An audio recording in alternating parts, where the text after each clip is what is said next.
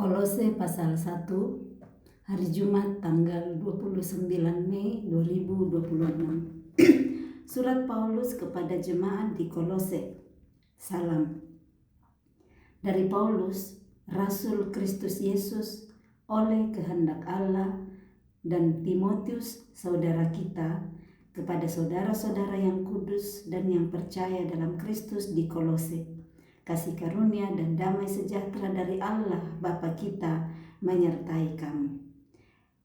Puji Tuhan, kita sudah menyelesaikan kitab Filipi, surat Paulus kepada jemaat di Filipi, dan hari ini kita masuk ke pembacaan Kolose, di kitab Kolose, surat Paulus kepada jemaat di Kolose.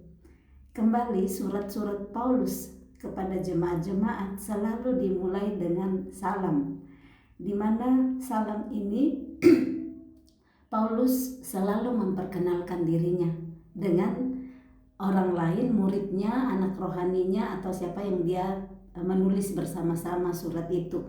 Nah, kali ini surat Paulus kepada jemaat di Kolose dia tulis bersama dengan Timotius. Nah, dia tuliskan di sini dari Paulus, selalu memperkenalkan dirinya. Siapa itu Paulus? Rasul Kristus Yesus. Nah, dia Rasul Kristus Yesus bukan kehendaknya sendiri, tetapi oleh kehendak Allah. Dia menekankan, memperkenalkan dirinya. Dia nggak sembunyi-sembunyi. Dan dia katakan dia menjadi rasul oleh kehendak Allah. Dan Timotius, saudara kita. Nah, kali ini dia sebutkan di sini bahwa Timotius itu saudaranya. Nah, kalau di surat kepada jemaat di Filipi, dia menuliskan di situ dari Paulus dan Timotius, hamba-hamba Kristus Yesus.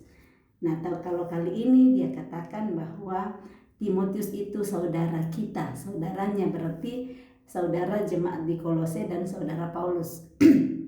Nah, selalu dia tuliskan juga kepada siapa surat itu. Nah, ini kepada saudara-saudara yang kudus dan yang percaya dalam Kristus di Kolose. Maaf. Dan ucapan salam dari Paulus ini selalu juga ditutup dengan kalimat berkat, kasih karunia dan damai sejahtera dari Allah Bapa kita menyertai kamu. Coba dibaca-baca ulang yang baru mengikuti pembacaan bersama-sama satu pasal satu hari. Selalu di situ surat-surat yang Paulus tulis kepada jemaat-jemaat selalu dimulai dengan salam, memperkenalkan diri, kepada siapa surat itu ditulis, dan berkat bagi jemaat kepada siapa dia menuliskan surat itu. Nah, setelah itu baru dia melanjutkan dengan perikop yang berikut. Dan kali ini perikop pertama adalah ucapan syukur dan doa. Ayat yang ketiga, kami selalu mengucap syukur kepada Allah Bapa Tuhan kita Yesus Kristus setiap kali kami berdoa untuk kamu. Jadi Paulus dan Timotius ini katakan selalu, berarti terus menerus, gak cuma satu kali, gak cuma setiap minggu atau sekali sebulan, tetapi selalu kami, Paulus dan Timotius, selalu mengucap syukur kepada Allah. Allah dalam bahasa Ibrani nama aslinya Elohim. Jadi saya sering baca Elohim di sini, nama Allah dalam bahasa Ibrani nama aslinya ya. Kami selalu mengucap syukur kepada Elohim, Bapa Tuhan kita Yesus Kristus, setiap kali kami berdoa untuk kamu. Jadi selalu mengucap syukur kepada Elohim setiap kali mereka berdoa untuk jemaat di Kolose. Karena kami telah mendengar tentang imanmu dalam Kristus Yesus dan tentang kasihmu terhadap semua orang kudus. Jadi Paulus dan Timotius mendengar tentang iman jemaat di Kolose dalam Kristus Yesus. Jadi mereka mendengar, ada yang memberitahukan kepada Paulus dan Timotius, dan tentang kasihnya. Mereka punya kasih nih jemaat di Kolose terhadap semua orang kudus. Nah ayat 5, oleh karena pengharapan yang disediakan Tuhan bagi kamu di surga. Jadi mereka mempunyai iman, mereka mempunyai kasih terhadap semua orang kudus karena mereka berpengharapan. oleh karena pengharapan yang disediakan bagi mereka di surga. Jadi mereka berpengharapan, mereka bersyukur, mereka mempunyai iman karena pengharapan mereka yang disediakan bagi jemaat di Kolose di surga. Tentang pengharapan itu telah lebih dahulu kamu dengar dalam firman kebenaran, yaitu Injil yang sudah sampai kepada kamu. Jadi bagaimana sampai jemaat di Kolose berpengharapan tentang pengharapan yang disediakan bagi mereka di surga. Pengharapan itu sesuatu yang belum kita dapat, masih diharapkan, masih belum ada, tetapi karena iman mereka mengharapkan itu. Saya mau bacakan dari Roma 8 dulu untuk bisa ngerti tentang pengharapan. Roma pasal 8 ayat yang ke-24, 25 kita baca tentang pengharapannya. Sebab kita diselamatkan dalam pengharapan. Nah tadi jemaat di Kolose itu berpengharapan, pengharapan mereka di dalam sorga. Belum dilihat apa yang di sorga, tetapi mereka punya pengharapan. Nah waktu Paulus menulis surat kepada jemaat di Roma ini, Roma 8:24, dia tuliskan bahwa sebab kita diselamatkan dalam pengharapan. Karena kita punya pengharapan, Yesus menyelamatkan kita, kita percaya kepada Yesus, kita terima Yesus, dan kita percaya bahwa Yesus sudah mati dan bangkit untuk kita, dan karena itu kita memperoleh keselamatan. Seperti itu yang namanya pengharapan. Nah, tetapi pengharapan yang dilihat bukan pengharapan lagi. Jadi kalau kita sudah lihat, contoh kita berharap mau bertemu dengan satu keluarga yang kita sangat sayang, tetapi kalau sudah ketemu bukan pengharapan lagi karena udah ketemu. Tetapi kalau masih jauh, mungkin tinggal di Jakarta, kita tinggal di Batak. Nah, yang di Batak berharap, semoga saya ketemu saudaraku yang di Jakarta itu pengharapan. Tapi saat sudah ketemu, peluk-pelukan, cerita-cerita, kan bukan harapan lagi karena sudah didapat. Jadi tetapi pengharapan yang dilihat bukan pengharapan lagi, sebab bagaimana orang masih mengharapkan apa yang dilihatnya. Tetapi jika kita mengharapkan apa yang tidak kita lihat, kita menantikannya dengan tekun. Jadi pengharapan itu adalah sesuatu yang belum kita lihat, kita tidak lihat, tapi kita harapkan, dan itulah kita imani. Misalnya seseorang yang sementara sakit, dia mengharapkan untuk sembuh. Dia belum lihat kesembuhan, tetapi dengan iman dia berharap Tuhan menyembuhkan dia. Itulah pengharapan. Dan pasti kita akan tekun menantikan apa yang diharapkan. Karena kalau nggak tekun ya menyerah, nggak ada pengharapan. Jadi pengharapan itu membutuhkan ketekunan, dan pengharapan itu adalah iman. Kita tahu Ibrani 11 ayat 1 bahwa iman adalah dasar dari segala sesuatu yang kita harapkan dan bukti dari segala sesuatu yang belum kita lihat. Ya, mari kita lanjut dulu. Kolose, kita sudah sampai di ayat yang kelima tadi. Jadi saya ulang, oleh karena pengharapan yang disediakan bagi kamu di surga. Tentang pengharapan itu telah lebih dahulu kamu dengar dalam firman kebenaran, yaitu Injil yang sudah sampai kepada kamu. Injil itu berbuah dan berkembang di seluruh dunia. Demikian juga di antara kamu sejak waktu kamu mendengarnya dan mengenal kasih karunia Allah dengan sebenarnya.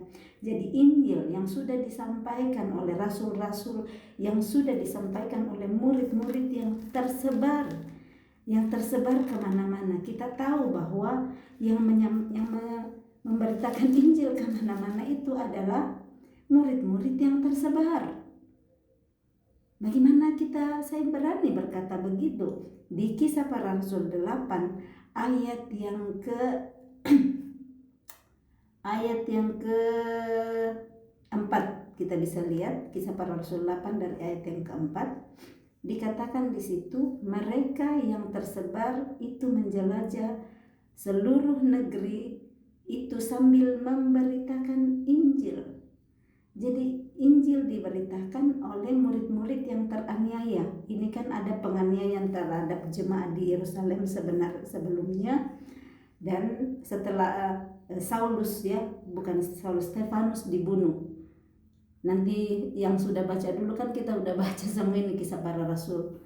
Kalau mau dengar lagi rekamannya ada semua di YouTube kami rekam di sana, tinggal ketik kisah para rasul 8 akan muncul di sana. Ya, kisah para rasul 8. Nah, di situ jadi mereka yang teraniaya itu tersebar karena takut dan mereka menjelajah seluruh negeri. Jadi mereka tersebar kemana-mana sambil memberitakan Injil. Jadi mereka nggak tersebar begitu saja, tetapi mereka memberitakan Injil. Nah, kita lanjut di sini. Jadi Injil disampaikan di seluruh dunia dan Injil itu berbuah dan berkembang. Injil itu saat kita terima itu perlu ada buah. Kalau dengar Injil, baca firman tapi tidak ada perubahan, tidak ada buah, rugi.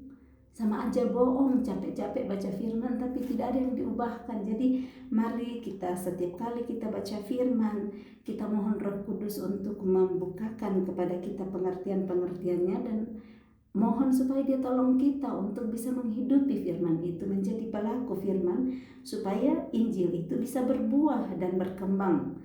Nah, ini di ayat yang ke-6 dikatakan bahwa yang sudah sampai kepada kamu Injil itu berbuah dan berkembang di seluruh dunia, demikian juga di antara kamu, sejak waktu kamu mendengarnya dan mengenal kasih karunia Allah dengan sebenarnya. Kasih karunia Allah itu yang sebenarnya kita perlu tahu. Artinya di sini Paulus mau mengatakan ada yang kurang ngerti tentang kasih karunia Allah.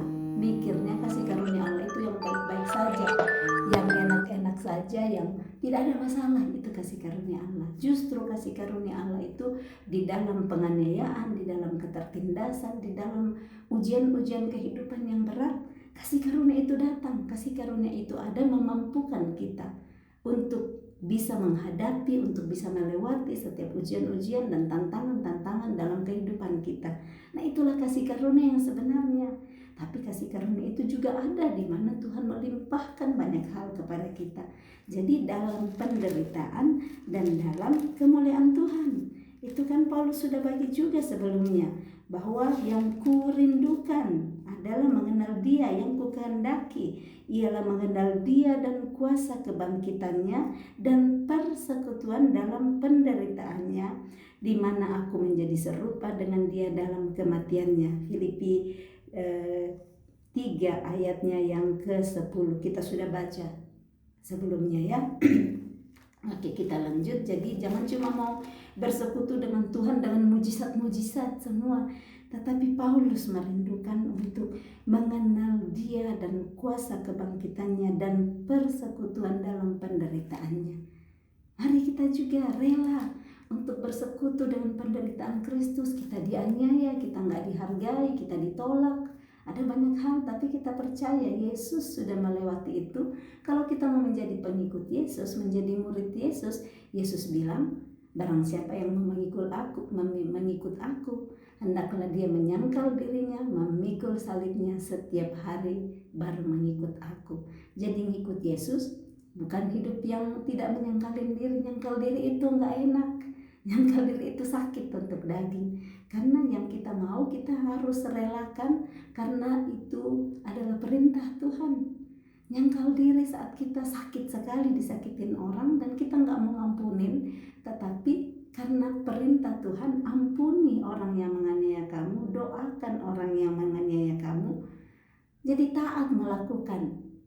Daging nggak mau, tapi roh yang memerintahkan. Nah, saat kita mau taat, mau rendah hati, mau kosong, Roh Kudus yang ada di dalam kita akan memampukan untuk melakukan hal yang tidak bisa kita lakukan dengan kekuatan sendiri.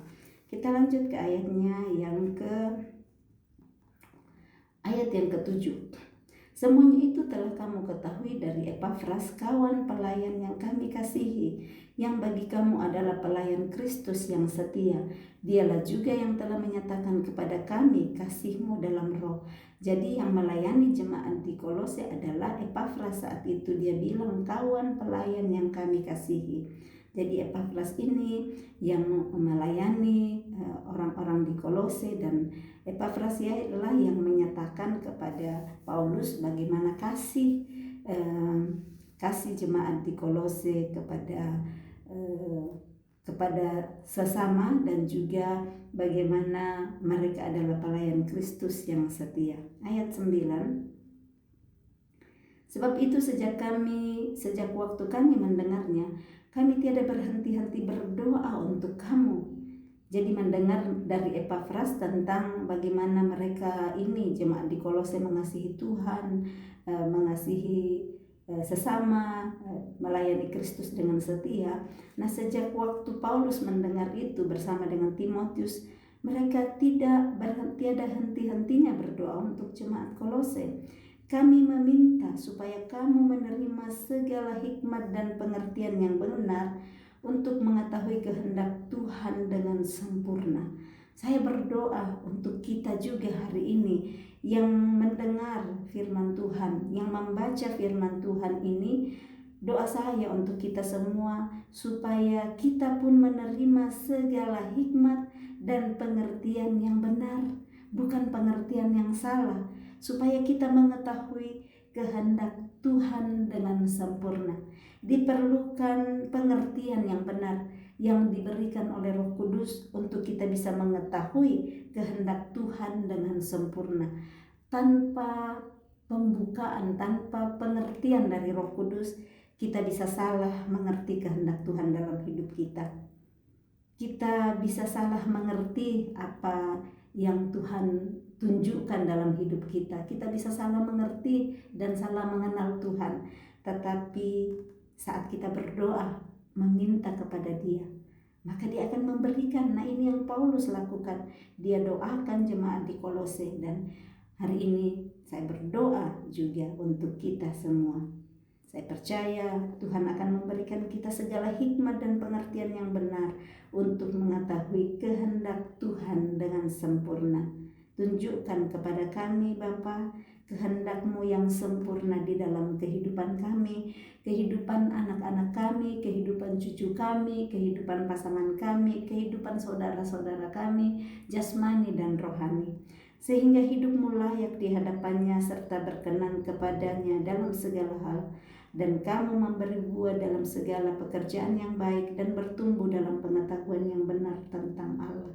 Saat kita mendapat hikmat, segala hikmat dan pengertian yang benar untuk mengetahui kehendak Tuhan yang sempurna, di sanalah hidup kita layak di hadapannya, serta kita berkenan kepadanya dalam segala hal. Gak cuma satu hal Dia berkenan kepada kita, tapi dalam segala hal. Dan kita bisa memberi buah. Ini buah, bukti daripada kedekatan kita dengan Tuhan, ada buahnya. Nah, kalau orang bilang, iya saya percaya Tuhan, saya murid Yesus, ada enggak buah yang muncul? Buah dalam hal ini adalah buah roh. Apakah ada kelihatan kasihnya? Apakah ada kelihatan kasih sukacitanya, kebaikannya, murah hatinya, kelemah lembutannya, pengendalian dirinya, penguasaan diri? Apakah ada di situ yang kelihatan? Pasti ada saat kita sudah menerima hikmat dan kita sudah mengerti dengan benar rencana Tuhan dalam hidup kita dan mengenal Dia dengan benar. Dan dikuatkan dengan segala kekuatan oleh kuasa kemuliaan-Nya untuk menanggung segala sesuatu dengan tekun dan sabar. Dibutuhkan kekuatan dan kuasa kemuliaan dari Tuhan untuk bisa menanggung segala sesuatu dengan tekun dan sabar. Jemaat Kolose mengalami juga banyak hal seperti kita hari ini. Tidak ada satu orang pun yang bebas dari masalah. Tidak ada satu orang pun yang hidupnya oke semua 100%. Pasti selalu ada. Dan di sana hanya kekuatan daripada Tuhan yang menolong kita untuk menanggung segala sesuatu dengan tekun dan sabar. Jadi hari ini kita percaya bahwa Tuhan yang memberikan kekuatan, kepada jemaat di Kolose untuk menanggung segala sesuatu dengan tekun dan sabar adalah Tuhan yang sama hari ini, yang terus menemani kita, yang memberikan segala kekuatan dan kuasa kemuliaannya kepada kita untuk menanggung segala sesuatu yang kita hadapi hari ini. Ujian apapun yang saudara hadapi hari ini, percaya, dekatkan diri kepada Tuhan, maka Dia yang akan menolong supaya kita bisa kuat, sabar, tekun untuk menghadapi dan menanggung segala ujian-ujian kehidupan yang kita alami. Dan kita tahu ujian kehidupan itu tujuannya adalah memurnikan kita, mempercantik kita, memperindah kita, supaya kita layak dan tidak bercacat di hadapannya. Ayat 12, dan mengucap syukur dengan sukacita kepada Bapa yang melayakkan kamu untuk mendapat bagian dalam apa yang ditentukan untuk orang-orang kudus di dalam kerajaan terang. Jadi ada ucapan syukur, ada sukacita kepada Bapa yang sudah melayakkan. Dia melayakkan kita mendapat bagian dalam apa yang sudah ditentukannya untuk orang-orang kudus di dalam kerajaan terang. Jadi kita pun hari ini mendapat bagian, sudah ditentukan mendapat bagian dalam kerajaan terang. Ia telah melepaskan kita dari kuasa kegelapan. Luar biasa, kita yang dulunya hidup dalam kegelapan, Dia lepaskan kita.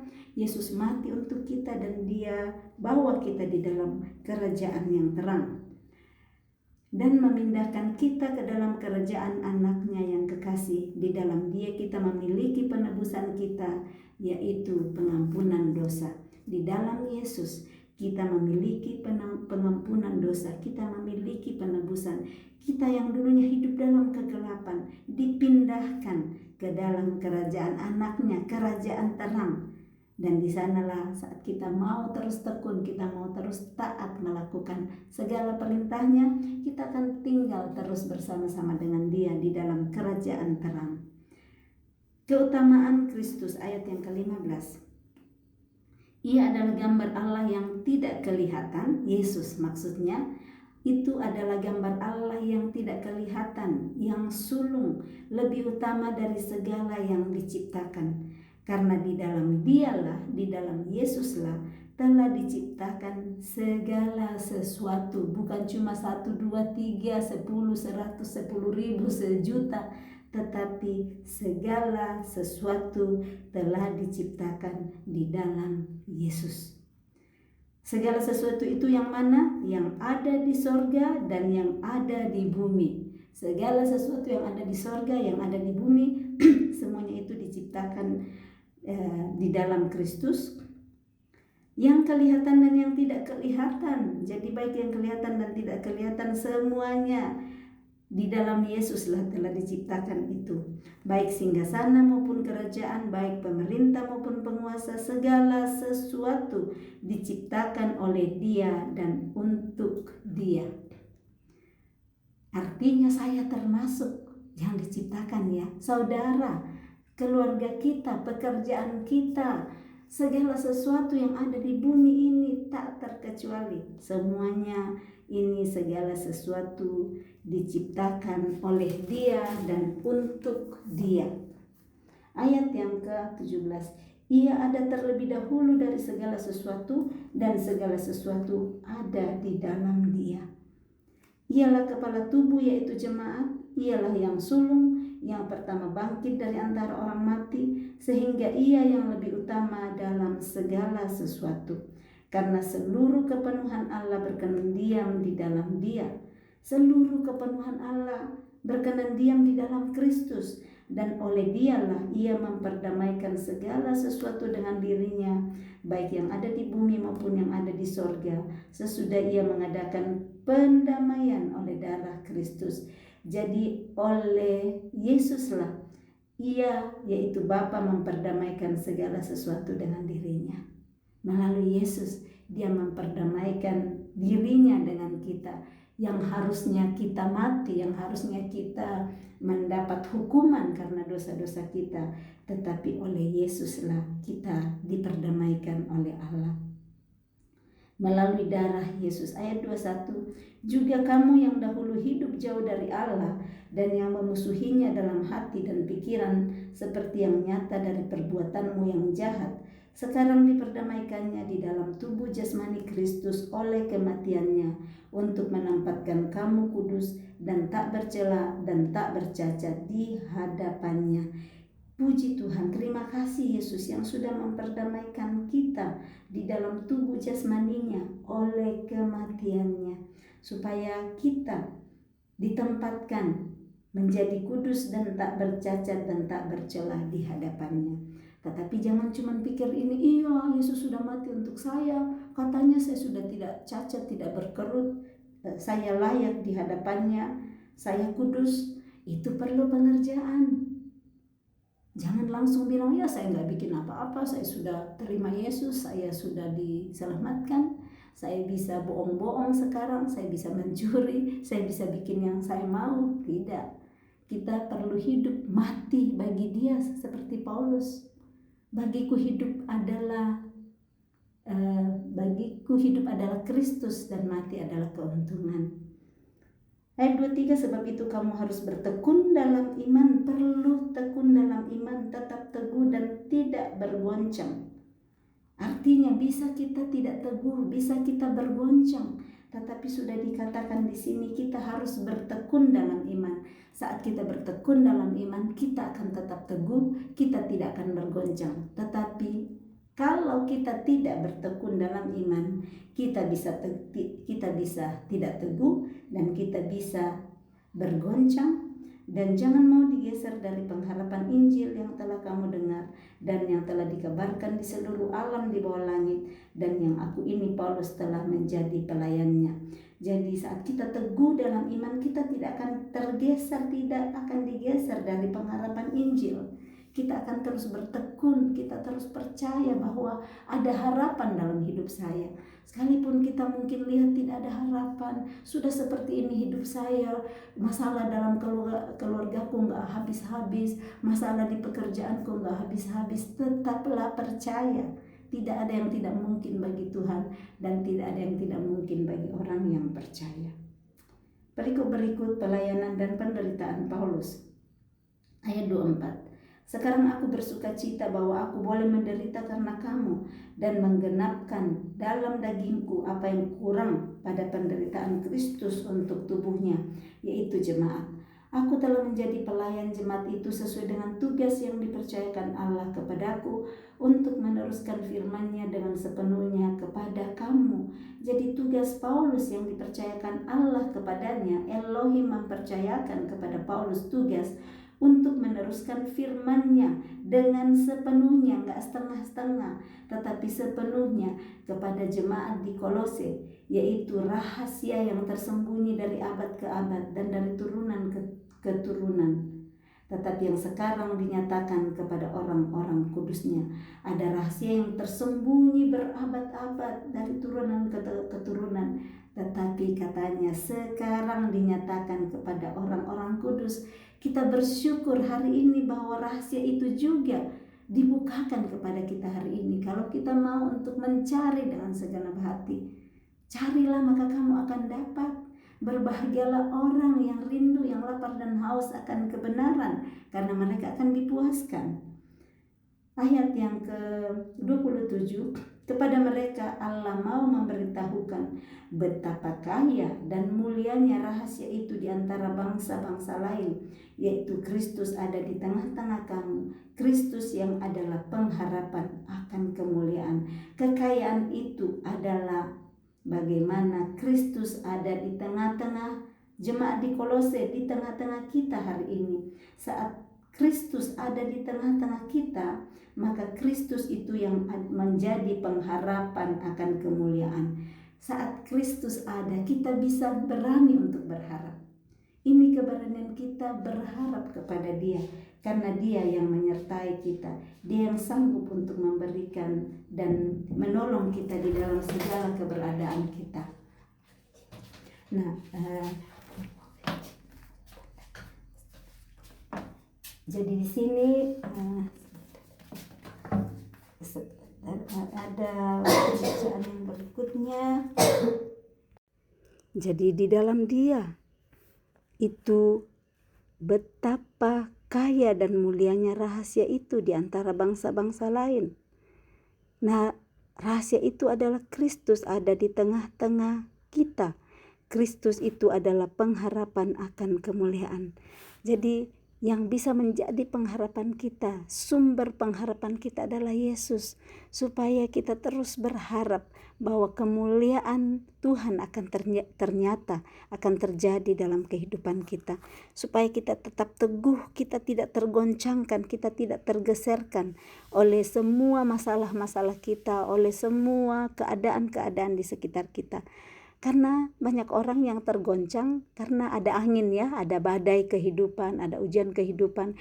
Itu bisa membuat orang jadi goncang, orang bisa tidak teguh. Tetapi saat kita tahu rahasia ini, betapa kaya dan mulianya rahasia ini, yaitu Kristus ada di tengah-tengah kita. Kalau Kristus ada di tengah-tengah kita, siapa takut? Ya, siapa takut? Jika Tuhan di pihakku, siapa lawan aku? Tetapi kita lihat murid-murid Tuhan Yesus saat berada di atas perahu yang menyeberangkan mereka di Danau Galilea, Yesus sudah ada tapi mereka takut. Kenapa? Yesus tidur saat itu. Nah, mungkin dalam kehidupan kita hari ini kelihatannya Yesus sementara tidur, padahal Yesus ada di tengah-tengah kita. Mari kita bangkitkan iman percaya kita bahwa kalau Kristus ada di tengah-tengah kita, Kristus itu adalah pengharapan akan kemuliaan kita. Kita sangat percaya bahwa Dia sanggup melakukan jauh lebih daripada yang kita pikirkan. Kalau tidak ada lagi, kelihatannya sudah tidak ada harapan, bangkitkan harapan itu hari ini. Karena pengharapan selalu ada dan masa depanmu sungguh ada. Amsal 23 ayat 18 menuliskan seperti itu. Imani bahwa masa depan sungguh ada. Harapan kita tetap ada di dalam Dia. Sekalipun kelihatannya hari ini kehidupan sepertinya tidak ada harapan, kelihatannya nggak pernah bergerak, masih sama terus, udah bertahun-tahun mengharapkan perubahan di dalam keluarga, mengharapkan perubahan di tempat kerja, kelihatannya tidak ada yang berubah. Tetapi Tuhan sementara mengerjakan perubahan-perubahan asal kita terlebih dahulu mau untuk diubahkan. Ayat yang ke-28, Dialah yang kami beritakan. Dia siapa? Yesus Kristus. Rahasia itu apabila tiap-tiap orang kami nasihati dan tiap-tiap orang kami ajari dalam segala hikmat untuk memimpin tiap-tiap orang kepada kesempurnaan dalam Kristus. Pengajaran Paulus dan Timotius adalah di dalam nasihat, memberikan nasihat, dan dalam pengajaran mengajarkan segala hikmat yang mereka sudah terima. Paulus terima dari Bapa, dari Yesus, dia lanjutkan kepada Timotius, dan mereka berdua bersama-sama melanjutkan lagi kepada jemaat di Kolose dan jemaat-jemaat lain melalui surat-surat, dan ada yang perjumpaan langsung sebelumnya sebelum dia dipenjara. Tujuannya adalah apa? Untuk memimpin tiap-tiap orang kepada kesempurnaan dalam Kristus. Diperlukan belajar, diperlukan nasihat supaya kita bisa dipimpin masuk ke dalam kesempurnaan dalam Kristus. Jadi kita semua perlu terus belajar. Dan apa yang ngajarin kita? Apa yang nasihatin kita? Segala tulisan yang diilhamkan Allah. 2 Timotius 3 ayat 16. Segala tulisan yang diilhamkan Allah bermanfaat untuk mengajar kita, menyatakan kesalahan, memperbaiki kelakuan, dan mendidik kita, menuntun kita hidup dalam kebenaran. Inilah firman Tuhanlah yang sanggup menolong kita, yang sanggup memimpin kita untuk sampai kepada kesempurnaan dalam Kristus, yaitu saat kita mau dengar-dengaran, kita mau taat, dan kita mau menjadi pelaku firman. Ayat 29, itulah yang kuusahakan dan kupergumulkan dengan segala tenaga sesuai dengan kuasanya yang bekerja dengan kuat di dalam aku. Jadi yang Paulus usahakan dan Paulus pergumulkan dengan segala tenaga. Dia dengan segala tenaga mengusahakan supaya dengan kuat kuasa Tuhan yang bekerja di dalam dirinya, dia belajar, dia mendapatkan hikmat dari Tuhan, dan dia lanjutkan kepada orang-orang yang Tuhan percayakan kepadanya, jemaat-jemaat yang dipercayakan kepada dia, untuk nantinya dia nasihati, dia ajari dalam segala hikmat tujuannya supaya memimpin tiap-tiap orang kepada kesempurnaan dalam Kristus. Ternyata ada kesempurnaan dalam Kristus saat seseorang mau untuk rendah hati, mau untuk kosong, menerima nasihat, menerima pengajaran dari Kristus melalui orang-orang yang telah dia pilih seperti Paulus, dan nantinya meneladani apa yang sudah dilakukan oleh Paulus yang seperti Kristus lakukan. Nah, mari dalam kehidupan kita terus-menerus mengusahakan, kita perlu usahakan setiap hari untuk terus mengikuti perintah Tuhan, mempraktekkan segala perintah Tuhan, dan itu yang akan membawa dan memimpin kita dalam kesempurnaan kepada Dia di dalam Kristus. Amin. Salam kasih, Tuhan Yesus memberkati. Shalom.